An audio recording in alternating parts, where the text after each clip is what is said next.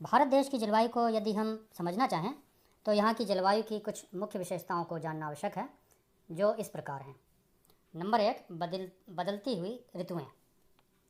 भारत में किसी प्रदेश की जलवायु भारत में सदैव एक जैसी नहीं रहती। लगभग प्रत्येक प्रदेश में वर्ष के अलग अलग भागों में ऋतुएं बदलती रहती हैं। भारत में प्रमुख रूप से 3 ऋतुएं सर्दी, गर्मी, बरसात मानी जाती हैं, किंतु यदि बारीकी से देखा जाए और प्राचीन परंपरा के अनुसार भी इसे 6 ऋतुओं में बांटा गया है, जो हेमंत, शिशिर, बसंत, ग्रीष्म, वर्षा तथा शरद हैं। नंबर 2, मानसूनी प्रभाव। संपूर्ण भारतीय जलवायु मानसूनी प्रकार की है। यहाँ मानसून के प्रभाव के कारण गर्मी और सर्दी में पवनों की दिशा, तापमान और वर्षा की मात्रा में चक्रीय रूप में, या कह सकते हैं कि दोलन या ऑसिलेशन की तरह परिवर्तन आता है। इस मानचित्र में दिखाई दे रहा है कि जो ग्रीष्मकालीन मानसून या दक्षिण पश्चिम का मानसून है, भारत में 1 जून को प्रवेश करता है और उसके बाद 5 जून की रेखा, 10 जून की, 15 जून और 1 जुलाई और 15 जुलाई को कहाँ कहाँ ये मानसून पहुँच जाता है, इसको सिंप्लीफाइड तरीके से इसमें प्रदर्शित किया गया है। और जो मानसून है वो जब वापस लौटता है, या जिसको मानसून का प्रत्यावर्तन कहते हैं, वो नॉर्थ ईस्ट से वापस लौटना शुरू होता है और साउथ ईस्ट में लास्ट में 1 दिसंबर तक पूरा लौट जाता है। 1 सितंबर, 15 सितंबर, 1 अक्टूबर, 15 अक्टूबर, 1 नवंबर, 15 नवंबर और 1 दिसंबर की स्थिति इसमें दिखाई गई है। इसके अतिरिक्त तापमान की असमानता भी एक इम्पॉर्टेंट विशेषता है यहाँ की, जो यहाँ की जलवायु में पाई जाती है। भारत के विभिन्न प्रदेशों में तापमान में भारी अंतर पाया जाता है। समुद्र से पर्याप्त दूरी होने के कारण थार मरुस्थल और उत्तरी भारत तथा कुछ हद तक प्रायद्वीपीय भारत के अंदरूनी भाग में रायलसीमा, तेलंगाना आदि के महाद्वीपीय जलवायु पाई जाती है। इन भागों में दैनिक तथा वार्षिक तापांतर भी बहुत अधिक होता है। एक ओर तो मरुस्थल में गर्मी में 50 डिग्री सेंटीग्रेड ताप हो जाता है और दूसरी ओर सर्दी में यह -4 डिग्री सेंटीग्रेड तक नीचे उतर जाता है। ये बात थार मरुस्थल के आसपास की है। वहाँ पर गर्मी में बहुत ज़्यादा तापमान हो जाता है और सर्दी में काफ़ी कम तापमान हो जाता है। तटीय प्रदेशों में समुद्र की निकटता के कारण तापमान सम रहता है तथा वर्ष के विभिन्न महीनों में अधिक विषमता नहीं पाई जाती।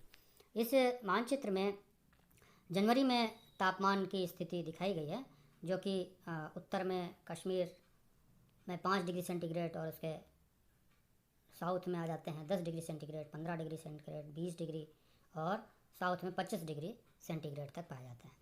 इस मानचित्र में मई का तापमान दिखाया गया है, जो कि साउथ में 32 डिग्री की आइसोथर्म से लेके नॉर्थ में 40 और 42 डिग्री की आइसोथर्म के रूप में इसमें दिखाया गया है कि किस जगह पर औसत तापमान कितना रहता होगा।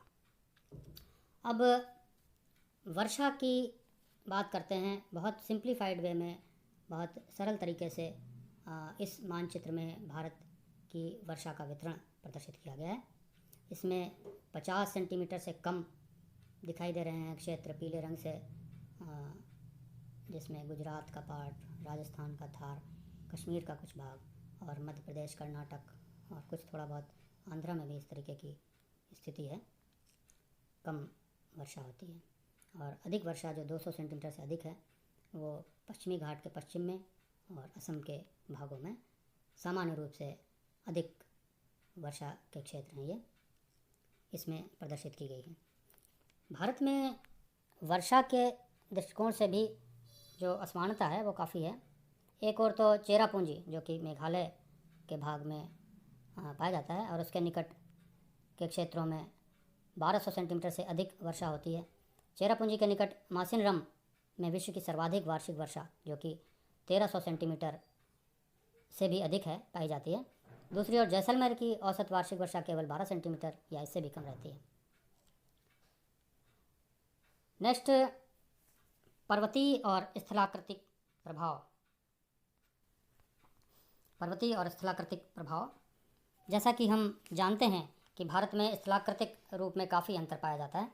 एक और तो उत्तर में विशाल हिमालय मानसूनी पवनों को विशिष्टता प्रदान करता है, तो दूसरी ओर दक्षिण में पश्चिमी घाट के कारण भी उसके पूर्व में वृष्टि छाया का प्रदेश बन जाता है। पर्वतों के कारण ही एक भाग में अत्यधिक वर्षा और उसके पीछे की ओर अत्यधिक न्यून वर्षा पाई जाती है। मोटे तौर पर संपूर्ण भारत की वर्षा ही पर्वतीय प्रकार या ओरोग्राफिक ही है। चेरापूंजी के आसपास 3 तरफ पर्वतों की स्थिति के कारण ही संसार की सर्वाधिक वर्षा हो जाती है। नंबर 6 पे वर्षा की अनियमितता।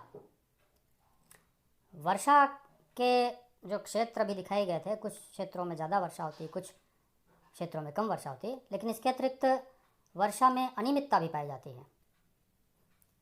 इसके कारण विभिन्न प्रदेशों की वर्षा में अंतर पाया जाता है और दूसरी ओर प्रत्येक प्रदेश में वर्षा की अनियमितता से कभी तो वर्षा एक स्थान पर अधिक होकर बाढ़ के हालात बना देती है और कभी उसी स्थान पर ही वर्षा अत्यंत न्यून होकर सूखा और अकाल की स्थिति पैदा कर देती है। यह मुख्य रूप से मानसून की अनिश्चितता तथा अनियमितता के कारण होता है। इसके लिए भी अनेक कारक जिम्मेदार हैं। मुख्य रूप से अल नीनो, ला नीना, तिब्बत के पठार का अत्यधिक गर्म होना और कम गर्म होना आदि इसके प्रमुख कारण हैं। सातवीं मुख्य विशेषता वर्षा की अनिश्चितता है। अनियमितता के साथ साथ अनिश्चितता भी पाई जाती है।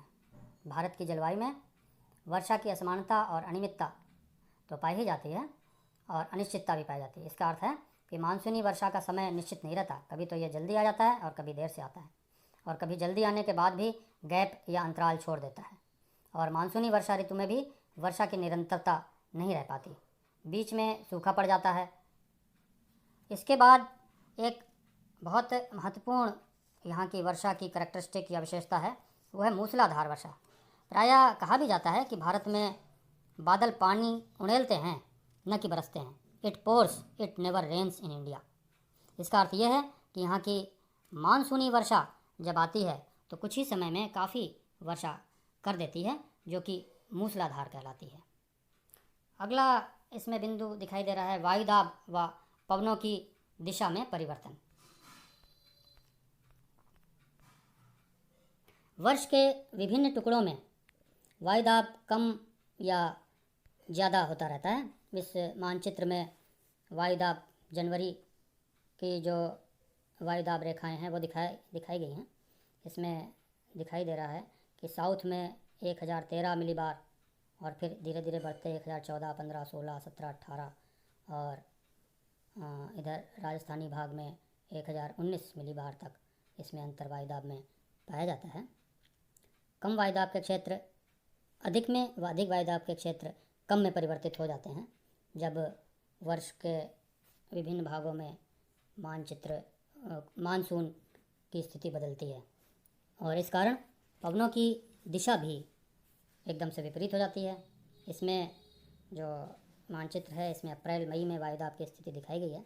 इसमें दिखाई दे रहा है कि इसमें उत्तर पश्चिम में थार के रेगिस्तान के आसपास 997 मिलीबार वायुदाब की रेखा दिखाई दे रही है, और साउथ में 1010 मिलीबार, जो कि काफ़ी ज़्यादा प्रेशर है, वो पाया जाता है। और इसी अधिक प्रेशर के कारण अधिक वायुदाब से कम दाब की तरफ पवनें चलती हैं। और जो अंतिम बिंदु है वो है प्राकृतिक आपदाओं का आना। वैसे तो भारतीय जलवायु की बहुत सारी विशेषताएं हैं, लेकिन आज 10 प्रमुख विशेषताओं में ही इसको हम डिस्कस कर रहे हैं। प्राकृतिक आपदाओं का जो आना है वह भारत की जटिल जलवायु की परिस्थितियों के कारण पाया जाता है। किसी स्थान पर तो बाढ़ आती है और किसी वर्ष या किसी स्थान पर सूखा पड़ जाता है।